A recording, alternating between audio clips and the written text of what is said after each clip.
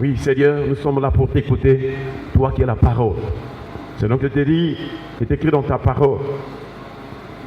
Au commencement était la parole, et la parole avec Dieu. Et la parole était Dieu. Toutes choses ont été faites par elle. Et rien de ce qui a été fait n'a été fait sans elle. En elle était la vie, et la vie était la lumière des hommes. Ta parole est une lampe à nos pieds. Ta parole est une lumière à nos sentiers, sur nos sentiers, Seigneur. Ce matin, Seigneur, te rendons grâce. Te disons merci, Seigneur, pour ta parole. Laisse que ton nom soit glorifié, Seigneur. Au nom de Jésus-Christ. Amen. Nous acclamons le Seigneur. Que Dieu soit loué. Nous bénissons la présence de Dieu. Nous croyons que Dieu est fidèle. Et nous sommes en train de continuer ce merveilleux thème intitulé « Comment entrer au ciel ?» Comment entrer au ciel? En tout cas, nous avons rappelé que c'est l'une des choses les plus importantes. Nous sommes sauvés pour aller au ciel. Nous sommes délivrés pour aller au ciel. Nous sommes en Jésus-Christ pour aller au ciel. Voilà pourquoi la promesse de la vie éternelle est l'une des plus grandes promesses d'un enfant de Dieu. Alléluia. Chers frères et sœurs, nous l'avons rappelé que la terre était corrompue. En tout cas, depuis fort longtemps, depuis des siècles, la terre était corrompue par le mal, par le péché. Et depuis lors, le diable continue à travailler sur la terre. Un jour, le Seigneur, l'Éternel, a posé la question à Satan. Dans le livre de Job, chapitre 1. Il a dit, Satan, d'où viens-tu? Il dit que de parcourir la terre et de m'y promener. Alléluia. Donc le diable, il parcourt la terre, il se promène pour aller pousser les hommes à pécher, pour aller pousser les hommes de se rébeller contre Dieu. Voilà le travail du diable, il se promène partout la terre. Il n'est pas omniprésent, mais il se promène pour aller voir dans quel endroit, quel milieu, quel type de personne qu'il peut envoyer. Et il s'organise avec ses démons et ses agents physiques. Il s'organise pour trouver des plans et des moyens pour tenter de freiner les enfants de Dieu, pour obéir à la parole de Dieu, pour tenter de freiner les enfants de Dieu, vraiment de marcher avec Dieu. Et ils sont en train de faire tomber beaucoup de gens. Mais pour toi et moi, nous prions que Dieu nous donne d'être comptés parmi les restes fidèles jusqu'à la fin. Est-ce qu'on peut acclamer le Seigneur? La marche chrétienne, la course chrétienne, la vie chrétienne, c'est une marche, c'est une course vers le ciel. Nous partons vers le ciel. Notre âme est en train de courir pour aller au ciel. Mais il faut courir selon les règles. Il faut vraiment rester attaché à la parole de Dieu. Il faut vraiment pratiquer ce qui est juste. Il faut pratiquer ce qui est droit aux yeux du Seigneur. Chers frères et sœurs, nous voyons donc aussi que dans ce monde, il y a la perversion, la perversité. Alors il faut s'en éloigner. Pierre, le jour de la Pentecôte, n'a cessé d'exhorter vraiment ceux qui étaient là en leur disant « Sauvez-vous de cette génération perverse. Sauvez-vous de cette génération perverse. » Je vous assure, chers frères et sœurs. Alors nous voyons que pour entrer au ciel, il faut donc persévérer jusqu'à la fin. Et sur la base du texte de Paul aux Colossiens chapitre 4, verset 2, nous sommes en train de voir que la Bible déclare « Persévérez dans la prière, veillez-y avec action de grâce. » Donc, la persévérance. Nous devons en arriver à une dimension où, chers frères et sœurs, en tout temps, en toutes circonstances et presque chaque instant, tu es en train de prier. Alléluia. Donc, continue à prier. Continuez à prier. Dans toutes circonstances, la prière. Tu entends une nouvelle, la prière. Tu es avec une personne qui est souffrante, la prière. Devant une personne abattue, la prière. Une situation familiale, la prière. Une situation conjugale, la prière. Tu te réveilles, la prière, tu t'assois, la prière, tu te lèves, la prière, tu es en train de marcher, la prière. Que Dieu nous aide à en arriver là, parce que la Bible déclare, veillez et priez afin que vous ne tombiez pas en tentation. Est-ce qu'on peut acclamer le Seigneur? Chers frères et sœurs, donc la deuxième partie de ce texte de Colossiens chapitre 4 verset 2, il est dit « Veillez-y avec action de grâce ». Et nous sommes en train de voir les actions de grâce. Dieu nous a conduit dans Lévitique chapitre 7 verset 11 à 12 que les actions de grâce sont une loi et aussi un sacrifice. Nous avons déjà rappelé que la loi est d'ordre général. La loi c'est un ordre. Quand on donne une loi, il faut obéir. Sinon, nous serons considérés comme des transgresseurs de la loi. Et quand on transgresse la loi, alors c'est une sentence qui s'ensuit. Mais que Dieu nous aide à être de ceux qui obéissent à la parole de Dieu. Et nous avons rappelé aussi que cette obéissance doit être totale et entière. Est-ce qu'on peut acclamer le Seigneur? Tu ne dois pas être de ceux-là qui obéissent partiellement. Il y a des choses que tu aimes, là on dit, tu dis Amen. Mais il y a d'autres choses comme c'est dur là, tu dis ah ça c'est trop. Ça on contrôle trop les gens, on impose trop les gens. Ça aussi, est-ce que Dieu vraiment, il voit ça c'est un péché? Non.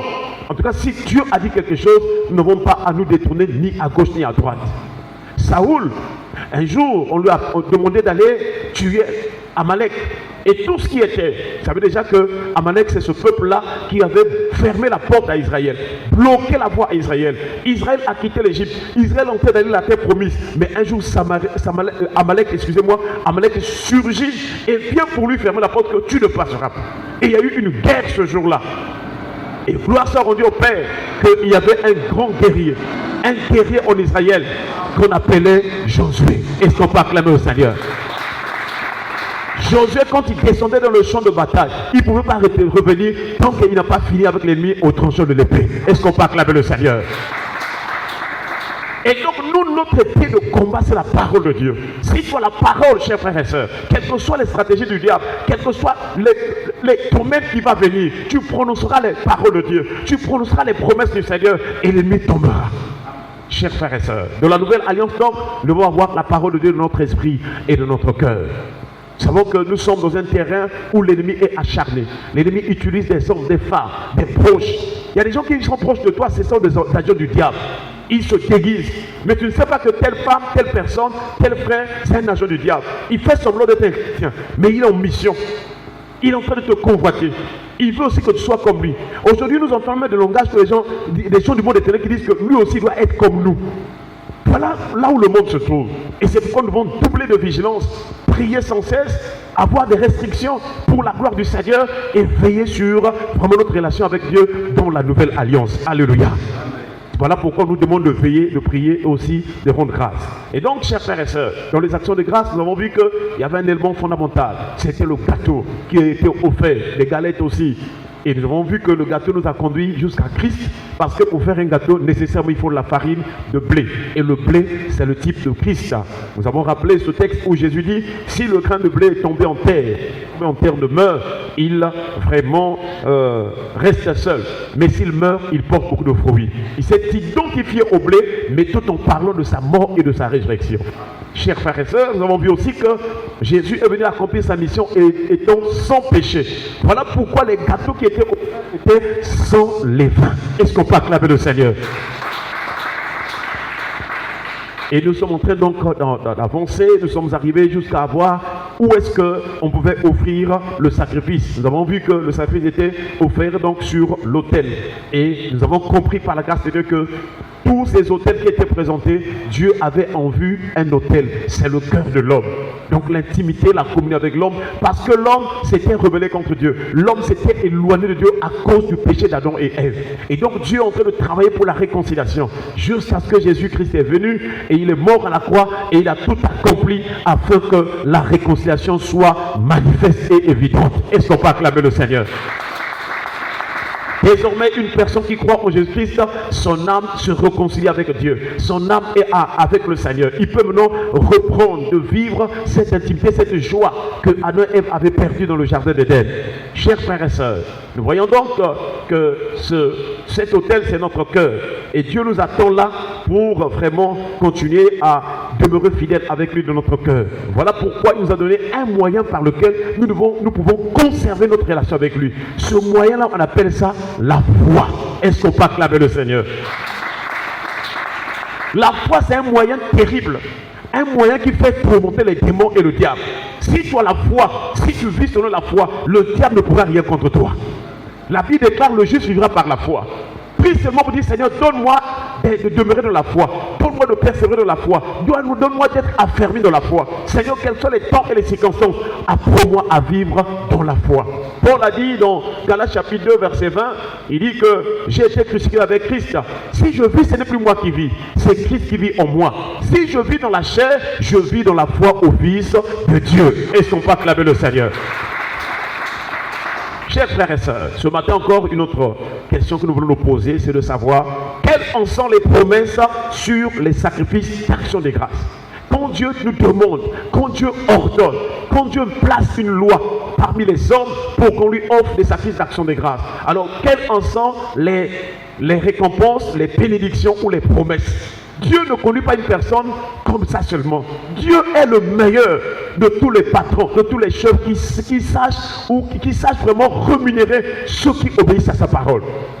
Ce n'est pas comme nous l'entendons aujourd'hui, les gens, non, Dieu m'a oublié, Dieu m'a abandonné, je ne sais pas, tu ne sais pas quoi, il y a un problème. Parce que Dieu ne ment pas. Dieu t'aime avant que tu sois né. Combien, à plus forte raison, aujourd'hui tu l'as accepté comme Seigneur et Sauveur? Dieu t'aime. Donc s'il y a des souffrances et des problèmes, c'est un problème de notre cœur qui ne veut pas céder à Dieu. Nous avons donné une petite partie de notre cœur, de notre chambre à Dieu, et une grande partie nous avons réservé pour le monde, pour la chair, pour nos opinions, pour nos raisonnements, pour toutes sortes de mauvaises choses. Voilà pourquoi on souffre. Mais si tu abandonnes le péché, si tu abandonnes ce que tu aimes là, les idoles, les dieux étrangers, les choses du monde que tu aimes là, si tu les abandonnes pour s'attacher au Seigneur, tu seras béni obligatoirement. Est-ce que quelqu'un peut dire Amen?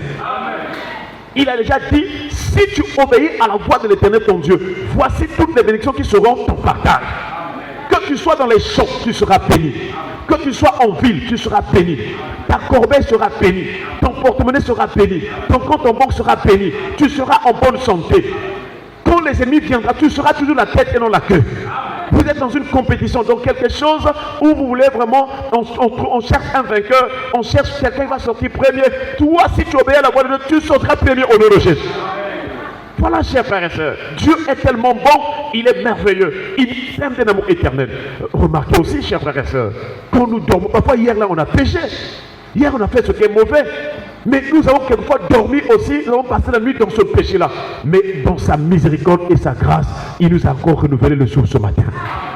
Est-ce qu'on peut acclamer le Seigneur?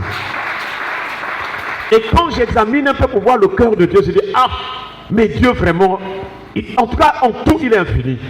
Parce que si tu prends seulement même 3 personnes pour voir leurs problèmes, leur comportement, prends seulement même 3 personnes, toi tu ne pourras pas supporter.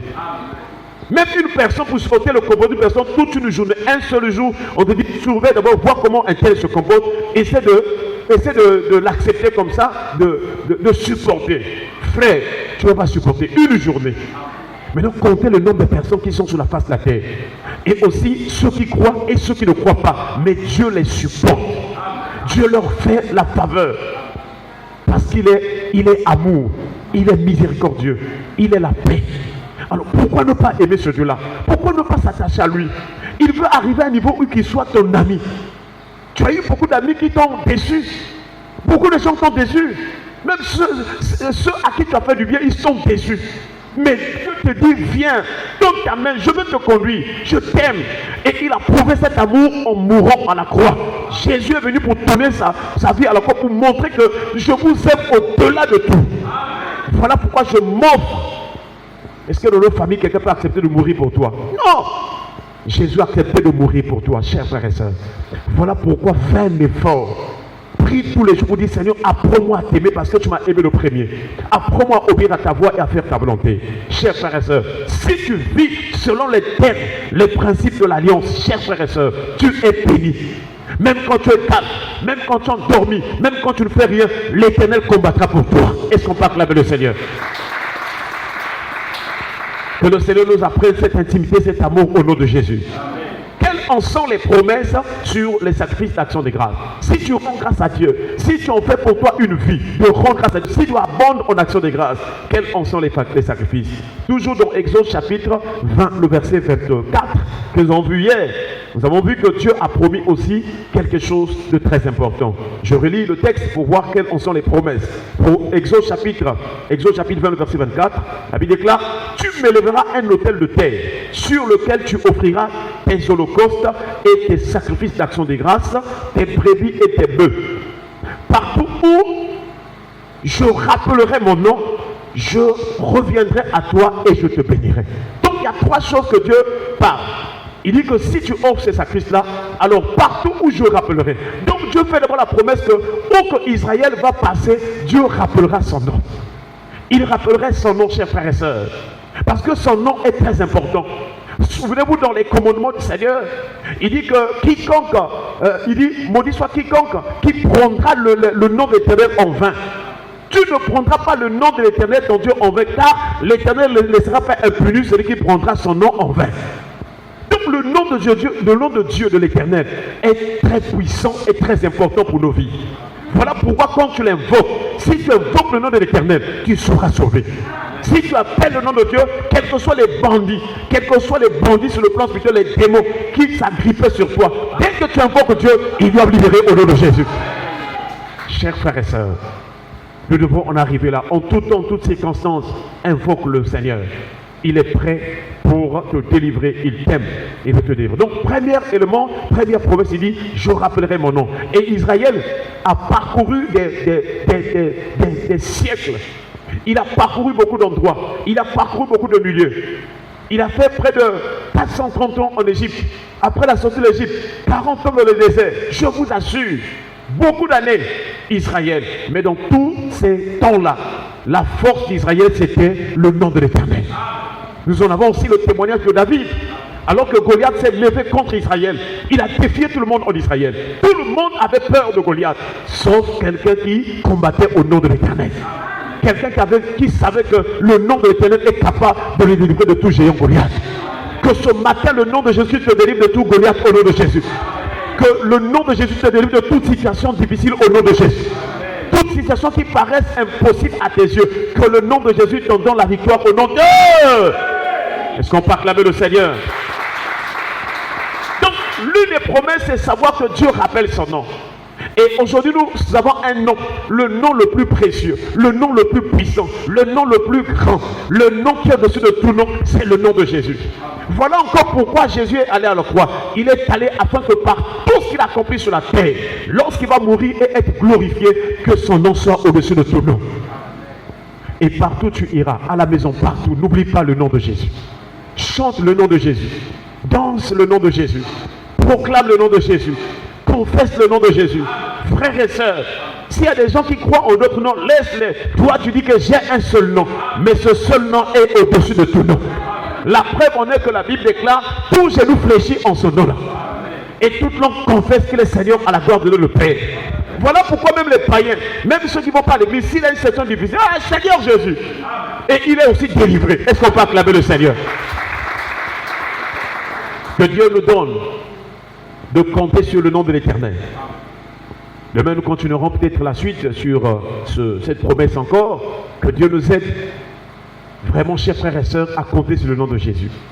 Peut-être que tu es venu ce matin avec des problèmes de situation. Je m'aimerais te dire, le nom de Jésus est capable de te consoler, de te délivrer, de te guérir et de t'apporter la paix. Baissons les têtes dans la prière. Remercions le Seigneur pour sa parole. Nous te rendons grâce au Seigneur pour